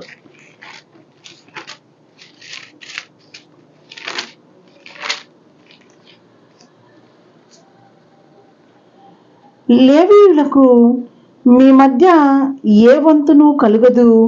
యెహోవాకు యాజక ధర్మము చేయుటే వారికి స్వాస్యము. గాదీయులను, రూబేనీయులను, మనష్షే అర్ధగోత్రపు వారును యోర్దాను అవతల తూర్పు దిక్కున యెహోవా సేవకుడైన మోషే వారికి ఇచ్చిన స్వాస్యములను పొంది ఉన్నారు. చూసారా, ముందుగానే అంటే యోర్దాను నది దాటి ఆపకపోతేనే కనాన్ వస్తుంది. కానీ వీళ్ళు వచ్చే మార్గంలోనే మోషే వస్తుంటారు. అక్కడ చూసినప్పుడు ఎలా ఉంది ఆ ప్లేస్? చాలా వైభవం, చాలా పచ్చగా మంచిగా ఉంది. వీళ్ళకు మంచి మేత, వాళ్ళకి ఎక్కువ ఏం పశువులు ఆవులంతా ఉంటాయి కదా, మేత బాగుంటుంది అని ఇక్కడే మాకు కావాలని అడుగుతారు. అడిగినప్పుడు మోషే కోపం వస్తుంది. ఆల్రెడీ ముందే ఈ మరి తిరుగుబాటు చేసి చాలామంది చచ్చిపోయిన 40 ఏళ్ళు మీరు ఈ మరి నడుచుకోవచ్చింది కారణం అదే. ఇంకా మీరు తిరుగుబాటు చేసి ఇంకా కూడా పోయి చేయాలంటారు అన్నమాట. ఇంకా మీరు పోయి చేయలేదు ఉండదు, మీరు కష్టపడాలా అన్నప్పుడు వీళ్ళు పోయి దగ్గర పోయి ఆయన వేడుకుంటారు. స్వామి, వాళ్ళు శ్వాసం పొందు వరకు మేము పోయి వాళ్ళతో ఏం చేస్తాము? యుద్ధం చేసి వాళ్ళు శ్వాసం పొందుకొని అన్ని పంచిపెట్టి వాళ్ళ దగ్గర సెలవు పుచ్చుకొని ఓకే అన్నప్పుడే వస్తాము. అంతవరకు ఇక్కడ మా పశువులు, మా భార్య, పిల్లలు ఉంటారు అని చెప్తారు. చెప్పినప్పుడు ఇది మంచిది, దేవుడు ఆ రీతిగానే మేము ఆశీర్వదించాలా, మీరు యెహోషువ చెప్పు వరకు ఏం చేయకూడదు, ఎక్కడ రాకూడదు అంటారు. ఆ మాదిరిగానే వెళ్ళి చక్కగా సహోదరుల కొరకు ఎంత యుద్ధం చేసి సమస్తమును యోర్దాను నది దాటి ఆ పక్క పోయి వాళ్ళకి చేసి అన్నీ పంచిపెట్టి తిరిగి వాళ్ళు సెలవు పుచ్చుకొని వస్తారు. ఆ గొప్ప విషయం వీళ్ళ దగ్గర ఉండేది. చూసినప్పుడు 1 దినవృత్తాంతములు 12, 14, 15 వచనాలు కూడా మరలా వీళ్ళు సైన్యం అలాగే అవుతుంది. ఆయన ప్రవచించినట్టే వీడికి కూడా జరుగుతుంది. 12వ అధ్యాయము 14, 15 వచనాలు. గాదీయులకు వీరు సైన్యమునకు అధిపతులై ఉండిరి. వారిలో అత్యల్పుడైన వాడు 100 మందికి అధిపతి, అత్యధికుడైన వాడు 1000 మందికి అధిపతి. చూసారా, ఆయన ఆశీర్వాదం చూడండి. తండ్రి మీరు ఎలా ఉంటారంట అన్నారు ఫస్ట్ లో. దండు అదే సైన్యం వీళ్ళ మీద బంటుల గుంపు గాదును కొట్టును అతడు మడిమను కొట్టును. వీళ్ళు తిరిగి కొడతారండి. అలాగే ఆ కాలము తర్వాత దేవుడు కరెక్ట్గా ఆచరణ వచ్చినప్పుడు వీళ్ళు ఎలా ఉన్నారంట, వాళ్ళ సైన్యం ఒక్క మనిషి ఎన్ని మంది ఈక్వల్ అంట. గాదీయులకు వీరు సైన్యములకు అధిపతులై ఉండిరి. సైన్యానికి అధిపతులే అంట, వాళ్ళు అధిపతులంట. వారిలో అతి అల్పుడైన వాడు 100 మందికి అధిపతి. 100 మందికి అధిపతి. అత్యధికుడైన వాడు 1000 మందికి అధిపతి. 1000 మందికి అధిపతి. అవ్వాలంటే 5 సైన్యములకు అధిపతిగా ఉన్నారంట. వాళ్ళు ఎంత తండ్రి ఆశీర్వదించిన చూడండి, ఎలా కనపడినారో ఏమో. అంత గొప్ప కరెక్ట్గా చూడండి మ్యాచ్, ఆశీర్వాదం అంతగా ఏమి వాళ్ళు చక్కగా అన్నిట్లో నేర్పరిగా హుషారుగా. యుద్ధ సైన్యాధిపతి అంటే ఎలా ఉండాలా, అందరికీ ఎలా ఉండాలి, వాళ్ళు మోడల్ కదా. ఇప్పుడు సైన్యానికి అధిపతి అంటే వెనకాల 100 మందికి చెప్తారు, అక్కడ 1000 మందికి ఒక్కడంటే అప్పుడు 1000 మంది ఎవరిని ఫాలో చేయాలి, ఎవరు చూడాలా అధిపతి. అప్పుడు వీళ్ళు ఎలా ఉండాలా, వాళ్ళకని తర్ఫీదు ఇచ్చే వాళ్ళకి ఉండాలి కదా, ట్రైనర్. అక్కడ చూసినప్పుడు వీళ్ళు ట్రైనర్ నేర్పించే వాళ్ళంట. సైన్యానికి అధిపతిగా ఉన్నారంట. అల్పుడైన వారు 100 మందికి అంట. బలవంతంగా భయంకరమైన బలం ఉన్నవాడు 1000 మందికి అంట. అప్పుడు ఎంత చక్కగా దేవుడు వాళ్ళ గురించి చెప్పిన విషయం చూడండి జరుగుతుంది. గాదు గురించి. తర్వాత ఆషేర్ 49:20, ఆదికాండము 49:20. ఆషేరు నొద్ద శ్రేష్టమైన ఆహారము కలదు, రాజులకు తగిన మధుర పదార్థములను అతడిచ్చును. ఇది ఎలాంటి వాడంటే ఆయన మధుర పదార్థములు ఇచ్చేవాడని ఉంది. ఎంత శ్రేష్టమైన ఆహారము కలదు, శ్రేష్టమైన ఆహారం కలదు. ఏముందంట అదే నిరుపదేశ కాండము 33:24. ఆషేర్ గురించి ఒక ప్లసింగ్ ఇది కూడా ఇచ్చేసి వాళ్ళు ఎలా ఉంటారని. 33:24. ఆషేరును గూర్చి ఇట్లా నేను, ఆషేరు తన సహోదరుల కంటే ఎక్కువగా ఆశీర్వదింపబడను. అతడు తన సహోదరుల కంటే కటాక్షము నందును. తన పాదములను తైలములో ముంచుకొనును. అంటే దాని సహోదరులు ఎలా ఉంటాడు ఉంది, వేరే మరి ఉందే. ప్రియుడిగా ఉంటాడంట, అది ఇష్టడుగా ఉన్నాడని ఉంది మాకు తమిళ్లో. సహోదరుడికి అది ప్రియమానవని. తన సహోదరుల కంటే ఎక్కువగా ఆశీర్వదింపబడును. ఆశీర్వదింపు ఉంది. అతడు తన సహోదరుల కంటే కటాక్షము నందును. అంటే కటాక్షం అంటే కృప పొందినవాడు. బట్ తమిళ ఎలా ఉందంటే వాళ్ళు సహోదరుల మధ్య చాలా ప్రేమగా చాలా ఉంటారంట, చక్కగా అందరూ కోరుకుంటారండి ఈయన్ని. అంత ఒక ఆకర్షణీయమైన వ్యక్తి వాళ్ళు, అది చెప్తారు. అదే వాళ్ళ బ్లెస్సింగ్ ఏమంటారు అక్కడ ఏం చెప్పారు, ఈయన మధురమైన మంచి ఆహారం కలవన్నారు. ఇక్కడ కూడా ఈయన ఏం చేస్తారు, ఆశీర్వదిస్తారు. వాళ్ళు బ్లెస్సింగ్గా ఉంటారు. ఆషేర్ కదా. తర్వాత తన పాదములను తైలములో ముంచుకొనును. మన కింద నీ కొమ్ములు నీ కమ్ములు ఇనుపవియు ఇత్తడివినై ఉండును. నీవు బ్రతుకు దినములలో నీకు విశ్రాంతి కలుగును. ఏం నీడ ఉందా, బాగా పెట్టుకుంటే కదా నీడ. చూడు, కొమ్ములు అంటావు, కమ్ములు అంటావు, చదువు మళ్ళా. నీ కమ్ములు ఇనుపవియు ఇత్తడివియునై ఉండును అంటే ఏమని అర్థమో. అది ఎలాంటిది, అది ఇనుపు దండము యేసుప్రభు వచ్చి ఎలా కొడతారంట. ఇప్పుడున్న రాజ్యం ఎలా చేస్తారు, ఎలా కొడతారని. ఇనుప దండంతో కుండను పగలకుండా కొడతారంట. అప్పుడు ఇనుము అంటే ఎంత పవర్ అది, దానికి ఏ వస్తువుని ఏం చేయాలి, ఏం అవ్వాల్సిందే అంట. అంత అన్నీ ఇదే అయిపోతుంది, డస్ట్ అయి పొడి అయిపోతాయి. అదే చెప్తున్నాడు మీకు. నీ కమ్ములు ఇనుపవియు ఇత్తడివినై ఉండును. నీవు బ్రతుకు దినములలో నీకు విశ్రాంతి కలుగును. చూసారా ఎంత బాగుంది చూడండి. ఆయన బ్రతుకు దినమనిగా ఉంటుంది, విశ్రాంతి ఉంటుంది. ఆయన గురించి మంచి ప్లస్. ఆయన సహోదరులు కోరుకున్న వ్యక్తి. సహోదరుల మధ్య ఎలాంటివి ఉంటారు, చాలా విషయం ఉన్నాయి. ఎవరైనా ఆషేరు. తర్వాత నఫ్తాలి. నప్తలి. నఫ్తాలి విడువబడిన 49:21. లేడి. అతడు ఇంపైన మాటలు పలుకును. ఏమంట ఆయన ఎలాంటి వాడు? నప్తలి ఎలాంటి వాడంట? విడువబడిన లేడి. జింకనా. అతడు ఇంపైన మాటలు పలుకును. ఈయన చూసినప్పుడు ఆదికాండం 38 చూసినప్పుడు ఆయన ఒక భర్త వచ్చింది కదా. ఆదికాండం 38.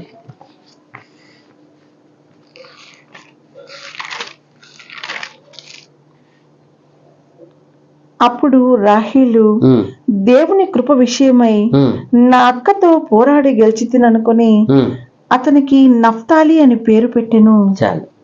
ఈయన చూడండి, ఈయన ఏమి పోరాడి ఏం చేసిందంట, గెలిచిందంట, ఈయనకి పేరు పెట్టి. ఈయన ఎలాంటి వాడు? నువ్వు ఇక్కడేముంది ఆయన మధ్య ఏమంట? ఇప్పుడు చదివిన 49:21 ఏం చదివారు? నఫ్తాలి విడువబడిన లేడి. అతడు ఇంపైన మాటలు పలుకును. చాలా ఇంపైన మాటలు పలుకు. న్యాయాధిపతి అదే 5:18 కూడా ఈయన పోల్చుంది. అక్కడ 2 పేరు రావాలి, ఒకటే వచ్చింది ముందు. పైన ఉందా?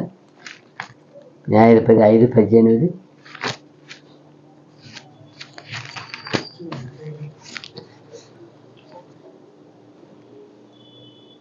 నఫ్తాలీయులు భూమి మెట్టల మీద ప్రాణము తృణీకరించిరి. నఫ్తాలీలు ఏమి ఎక్కడ?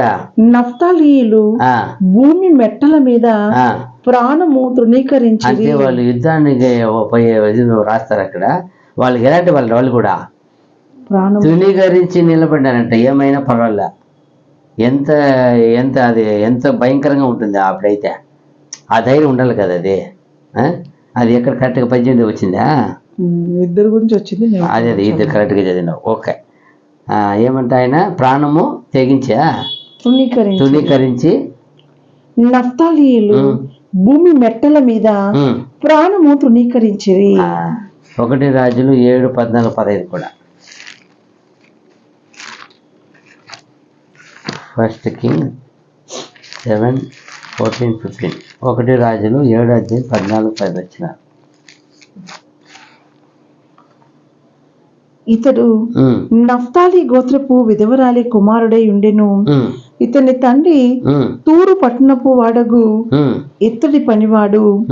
ఈ హీరాము పూర్ణ ప్రజ్ఞగల బుద్ధిమంతుడును, ఇత్తడితో చేయు సమస్తమైన పనులలోను బహు చమత్కారపు పనివాడునై ఉండెను. అతడు సొలొమోను వద్దకు వచ్చి అతని పని అంతయు చేసెను. ఆ ఆలయంలో ఉండే ఆ టెంపుల్లో ప్రధానమైన 2 పెద్ద పిల్లలు పెడతారు. పెద్దది. ఎంత సైజ్ అది? ఒక్కొక్కటి దాదాపు 18 మూరలు, 18 మూరలు హైటు, 12 మూరలు వెడల్పు. 12 మూరలు అన్నప్పుడు 12 6 6 12 అంటే 18 అడుగులు చుట్టూ రౌండ్ కొలత. హైటు 18 మూరలు అంటే 26 అడుగులు వస్తుంది. ఎంతో పెద్ద పిల్లర్ అంటే అది. మరి ఇతరులు ఏం చేశాడు ఈయన ఆ కాలంలో? అది మాత్రం కాదు, అక్కడ చేసిన ప్రతి ఆ సముద్ర తొట్టి అంటారు, ఆ గుర్రం మోసే మారి ఉంటుంది తొట్టి, అన్ని ఆ పిల్లర్స్ ఏదంతా ఇతరులు చేశారో ఈ మహానుభావుడు చేశాడు ఆయన. ఎలా అంటే ఆయన చూడండి, ఆయనకి ఈ గోత్రం నుండి వచ్చిన వ్యక్తి ఆయన. ఎక్కడి నుంచి వచ్చాడు ఆయన? నఫ్తాలి నుండి వచ్చి ఆయన అదే చెప్తుంది. వాళ్ళ తల్లి ఎవరంట? ఒక విధవరాళ్ళు. ఎక్కడి నుంచి వచ్చిన ఆమె? నఫ్తాలి గోత్రం నుండి వచ్చిన ఆమె. ఇతడు నఫ్తాలి గోత్రపు విధవరాలి కుమారుడై ఉండెను. ఇతని తండ్రి తూరు పట్టణపు వాడగు ఇత్తడి పనివాడు. ఈ హీరాము పూర్ణ ప్రజ్ఞగల బుద్ధిమంతుడును, ఇత్తడితో చేయు సమస్తమైన పనులలోనూ బహు చమత్కారపు పనివాడునై ఉండెను. ఇతడు సొలొమోను వద్దకు వచ్చి అతని పని అంతయు చేసెను. ఏమనగా అతడు 2 ఇత్తడి స్తంభములు పోత పోసెను.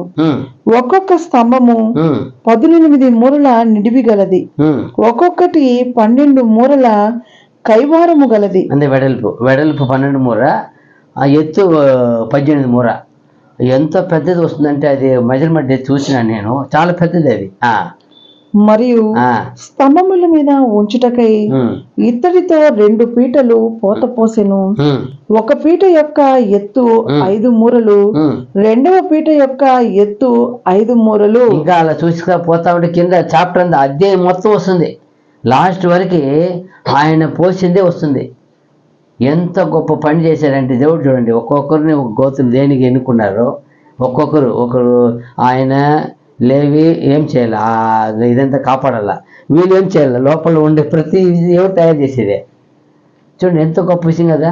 ఆ కాలంలో అంత గొప్ప మా వైభవం మగిమగా ఉన్న ఆలయంని చేయడానికి ఒక మనిషి ఎంత బాగా ఒక్కొక్క గోత్రం నుండి ఒక్కొక్క పని.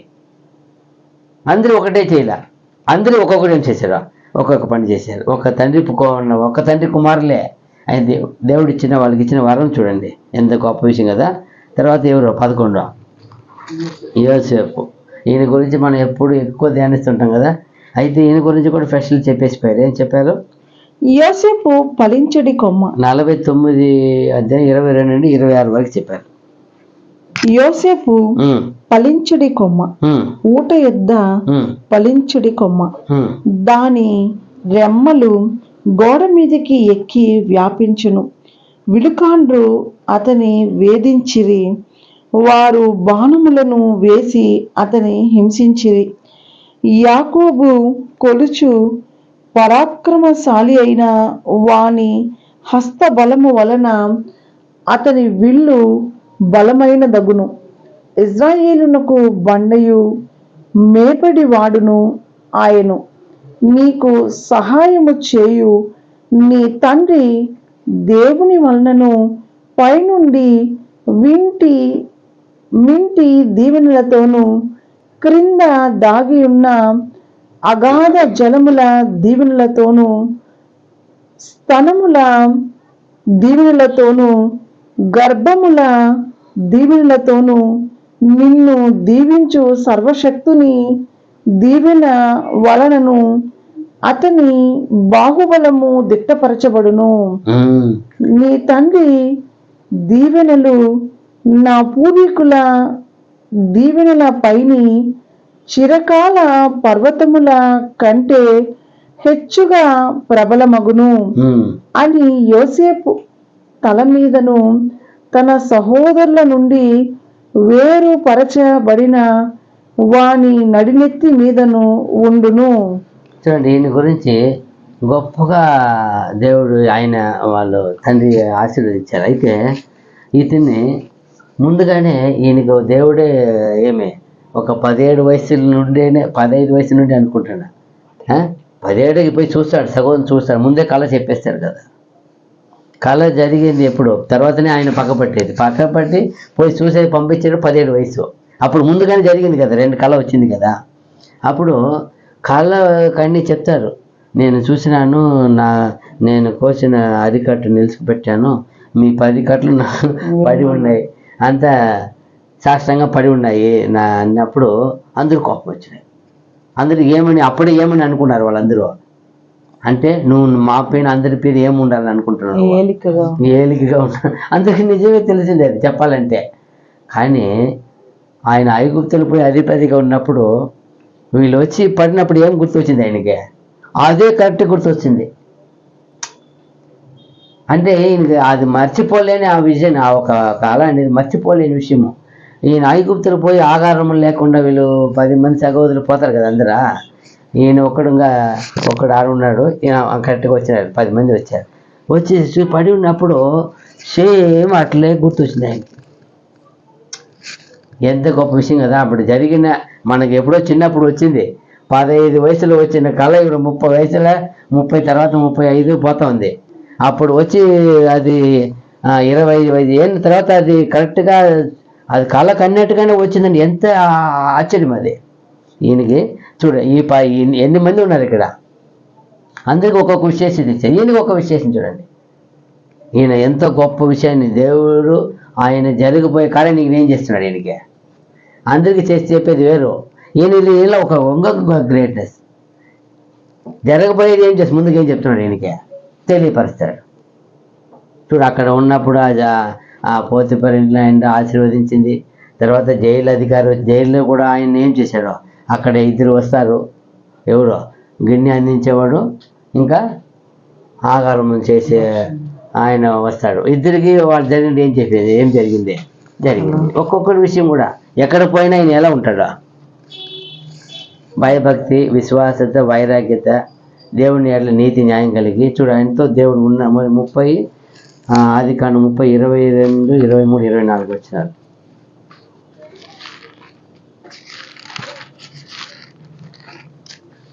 ఆదికాండము 30, 22, 24. దేవుడు రాహేలును జ్ఞాపకము చేసుకొని ఆమె మనవి విని ఆమె గర్భము తెరిచెను. అప్పుడు ఆమె గర్భవతి అయి కుమారుని కని దేవుడు నా నింద తొలగించుననుకొనెను. మరియు ఆమె యెహోవా మరి ఒక కుమారుని నాకు దయచేయునుగాక అనుకుని అతనికి యోసేపు అను పేరు పెట్టెను. చూసారా, ఈయనకేమని పేరు పెట్టింది? యోసేపు అని. ఏం ఆ పేరు ఈయనకేంది? ఫలించిన కొమ్మ చూశారు కదా ఇందాక, అలా అని పిలిచేసి. తర్వాత 39 ఆదికాండం 21, 22, 23 వరకు. ఆదికాండము 39 అధ్యాయము. అయితే యెహోవా యోసేపునకు తోడై ఉండి అతని యందు కనికరపడి అతని మీద ఆ చెరసాల యొక్క అధిపతికి కటాక్షము కలుగునట్లు చేసెను. చెరసాల అధిపతి ఆ చెరసాలలోనున్న ఖైదీలనందరినీ యోసేపు చేతికి అప్పగించెను. వారక్కడ ఏమి చేసిరో అదంతయు అతడే చేయించువాడు.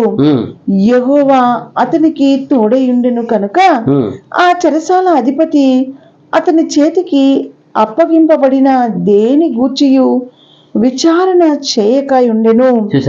అతడు చేయునది యావత్తు యెహోవా సఫలమగునట్లు చేసెను. చూసారా, దేవుడు చూడండి, ఈయనేమో జైల్లో ఉన్నాడు, ఖైదీగా ఉన్నాడు. ఆయన దేవుడు ఏమనుంది అక్కడ, యెహోవా ఇతనికి తోడై ఉండను. అప్పుడు చూడండి, ఇన్ని మంది పైన చెప్పాం కదా, ఎవరికైనా ఆ ఒక పదం వచ్చిందా? అందరూ దయ ఆశీర్వదింపడ్డారు, దీవించబడ్డారు, బలం ఉన్నారు, అన్ని చేస్తున్నారు. ఈయన ఎస్పెషల్లీ అందరికీ లేని ఒక విశేషత ఏముందంటే, ఇతనితో ఎవరు ఉన్నారు? అప్పుడు ఎంత యథార్థవంతుడిగా, నీతిపరుడుగా, పరిశుద్ధుడిగా, దేవుడి ప్రియుడిగా ఉండాలా. ఇప్పుడు అందరితో దేవుడు ఉంటానని వాక్యం ఉందా? ఎవరితో ఉంటానని ఉంది? ఎవరు దీనుడుగా ఉండి, యథార్థంగా ఉండి, భయభక్తి కలిగి నడుచుకుంటారు, వారితో ఏమున్నాను నేను ఉండాలని అప్పుడు ఈయన ఎంతగా దీనుడుగా ఉంటే, విధేయుడిగా ఉంటే, పవిత్రుడిగా ఉంటే, న్యాయ నీతిగా ఉంటే ఎంత గొప్ప క్యారెక్టర్ చూడండి. ఆ ఉండే 10 మంది ఉన్నారు పైన. దాదాపు మనం రూబన్ నుండి సిమియోను, లేవి, యూదా, జబులోను, ఇసాకారు, తాను, గాతు, ఆసేరు, నప్తాలి 10 మంది చూసాం. 11వ వ్యక్తులే ఆ మనుషులు ఉండే ఒక దేవుని దయ చూడండి. వాక్యం ఎక్స్పైర్ అయింది. అతనితో ఇతనేమో జైలు ఉన్నాడు, ఆయనతో దేవుడు ఉన్నాడు. ఎంత ఒక విశేషత కదా. అందుకే ఆయనతో ఉన్నాడు కాబట్టి ఆయన ఎన్ని వచ్చినా ఆయన ఏం చేయగలిగాడు? అన్నిటినీ జయించగలిగాడు. ఎక్కడ పోయినా ఎలా ఉన్నాడో దేవుడిచ్చిన ఒక భక్తిలో ఉన్నాడు, పవిత్రతలో ఉన్నాడు. ఎక్కడ పోయినా ఎలాంటి చూసి ప్లేసులు వేయండి, ఆయన చేసే పని ఆయనది. ఏ పని ఇచ్చారో దాన్ని జాగ్రత్తగా చేస్తాడు. ఎంత అదిదా మనం కూడా, మనకి గొప్ప పాఠం ఈయన ద్వారా మరీ మంచి పాఠం ఏమంటే, దేవుడు ఆయనతో ఉన్నాడని రాయించింది. ఎంత గొప్ప విషయం, ఎంత గొప్ప భక్తి ఉండాలా, ఎంత విధేయ వినీతి ఉండాలా, ఎంత హృదయము అంత మంచిగా ఉండాలా. హృదయ శుద్ధి గలవారు ధన్యులు మధ్య ఉంది కదా. అప్పుడు దేవుడు ఎంతో ఉన్నాడంటే ఎంత శుద్ధిగా పెట్టుకుండాలి ఈయన ఇంకో అధిపతి అయిపోయినాడు. అధికారం వచ్చింది.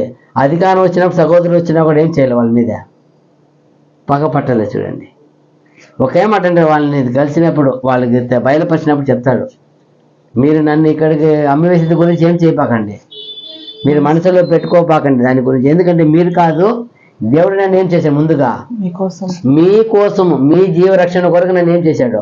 ఇక్కడికి ఈ అధిపతి గాను ఆయన ఇంటికి ఏలికి గాను నేను పెట్టాడని చెప్తున్నాడు ఆయన. అప్పుడు ఎంత చక్కగా ఆయన ఆ మనసు వచ్చింది కదా, ఎంత గొప్పగా వచ్చింది కదా. అదే మనం గమనించాల, చాలా గొప్ప విషయం ఈయనలో. తర్వాత అధిపతి అయిన తర్వాత ఆ గుడిన ప్రజలు ఐగుప్తులు వస్తారు. ఐగుప్తులు వచ్చి మాకు ఎలా అయిపోయినప్పుడు మీ దగ్గర ఉండే ధనం తీసుకొని 1 year ఇస్తాడు. తర్వాత మస్ట్ అయిన వచ్చినప్పుడు మా దగ్గర ఏముండవు, మా దగ్గర పశువులు ఉన్నాయి, సరే అది ఇవ్వండి అంటాడు. పశువులంతా ఒక సమస్యను తీసుకున్నాడు. తర్వాత వస్తారు మళ్ళా, మా దగ్గర ఏమీ లేదు, పశువులు ఇంకా మన నేల ఉంది అంటారు. అది ఇవ్వండి అంటారు. ఒక తర్వాత నేల తీసుకుంటారు. తీసుకొని ఆ ఐగుప్తు అంతా ఎవరికి సొంతం చేసేసినాడు? ఫరోకు సొంతం చేసినాడు. చేసింది మాత్రం కాదు, ఒక కొత్త పద్ధతిని పెట్టాడు అక్కడ. ఏం తెలుసా? తర్వాత మంచి క్షేమం వచ్చినప్పుడు విత్తనం ఇస్తాడు. విత్తనం ఇచ్చి అప్పటి వరకు ఎక్కడ లేదంట ఆ పద్ధతి. ఆయన దేవుని బిడ్డకు వచ్చి జ్ఞానం చూడండి. విత్తనం ఇచ్చి ఇది మీరు పెట్టి మీ పొలంలో వేయండి, అదంతా పొలం పొలమే, మీ పొలం మీరే పంట చేయండి ఆ పొలం అంతా. కాకపోతే మీరు 5లో 1 వంతు ఎవరికి ఇవ్వాలా? ఫరోకి ఇవ్వాలని ఎంత గొప్ప పద్ధతిని పెట్టేసిపోయాడు చూడండి. ఎవరు చేయలే అది. పాపం ఇప్పుడు పొలం పోగొట్టుకున్నారు, అన్నీ పోగొట్టుకున్నారు. అయితే వాళ్ళకి ఎంత బాధ ఉండాలా? అయినా మళ్ళీ వాళ్ళు తిరిగి ఇచ్చినట్టే కదా, మీరే చేయండి పంట, మీకు విత్తనం ఇస్తాను, మళ్ళీ మీకు విత్తనం కొరకు ఒకటి, మీ తిండి కొరకు ఒకటి, మా కొరకు ఒకటి మీరు పెట్టుకోండి చెప్పి ఎవరు ఇస్తారా? మారు 2 తీసుకోవచ్చు కదా, చెప్పలా.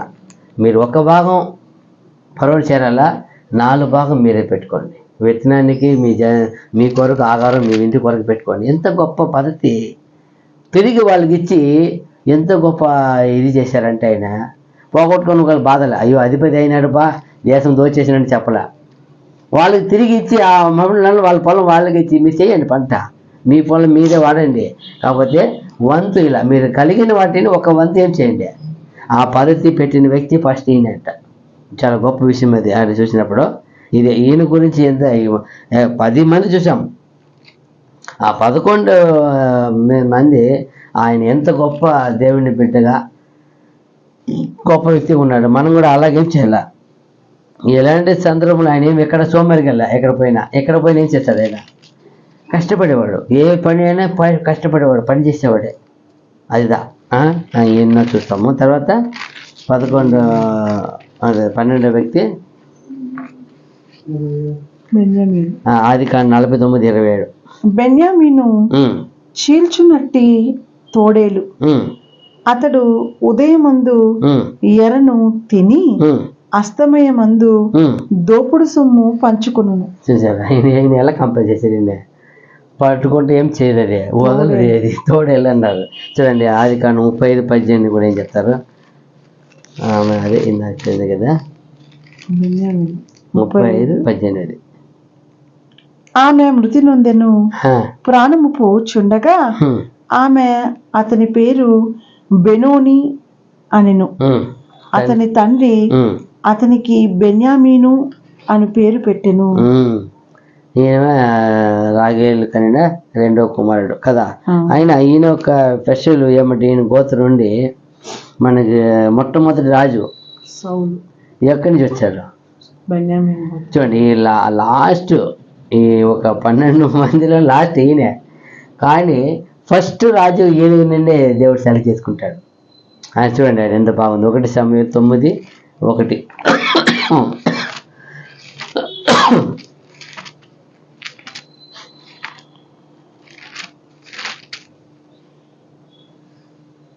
అపీయకు పుట్టిన బెకోరతు కుమారుడైన సెరోరుకు జననమైన అబీయేలు కుమారుడగు కీషు అను బెన్యామీనుడొకడుండెను.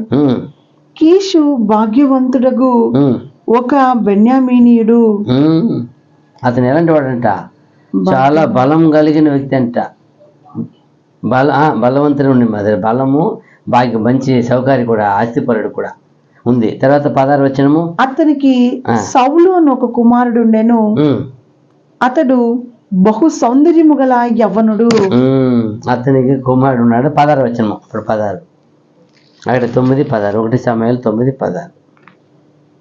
ఎట్లనగా నా జనుల మొర నా ఎద్దకు వచ్చెను, నేను వారిని దృష్టించి ఉన్నాను. కాగా ఫిలిస్తీయుల చేతిలో నుండి నా జనులను విడిపించుటకై నా జనులైన ఇజ్రాయేలీయుల మీద వాణ్ణి అధికారినిగా అభిషేకించుటకు గాను రేపు ఈ వేళకు నేను బెన్యామీను దేశములో నుండి ఒక మనిషిని నీ వద్దకు రప్పించుదును. బెన్యామీను దేశములో నుండి బెన్యామీనుడైన సరేలే, ఆయన బెన్యామీను ఫస్ట్ చదివినాం కదా మనము.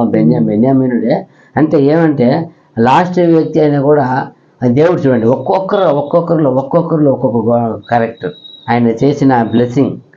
ఆయన లాస్ట్ వంశం అయినా కూడా ఇక్కడ నుండి మొదటి రాజకీయం చేసాడు, ఎన్నుకున్నాడు. అయితే అతని సరిగా లేకపోవడం వల్ల ఎవరికి వెళ్ళింది, మళ్ళా యూదా గోత్రానికి వెళ్ళింది. అక్కడి నుండి లాస్ట్ వరకు ఎవరితో ఉన్నారు, ఎంత గొప్ప ప్లేస్ చూడు. ఆయన కూడా అక్కడేమో పరిపాలించడానికే పుట్టినట్టు అయిపోయినాయి మొత్తం. ఆ రాజు వాళ్ళకి అది ఆత్మీయంగా అది ఎవరి గురించి ఎక్కువ ఉంది, యేసుప్రభుకి కంపేర్గా ఉంది. అప్పుడు ఆయనే దానికి సరి అయిన నాకు తిరిగి ఎవరికి ఇస్తారు, మళ్ళా ఇంక లిటిల్గా అయిపోయేది ఈయనకే, అక్కడ పర్మనెంట్గా అయిపోయేది ఎవరికే ఇచ్చండి. వాళ్ళు అక్కడి నుండి వచ్చిన విషయమే.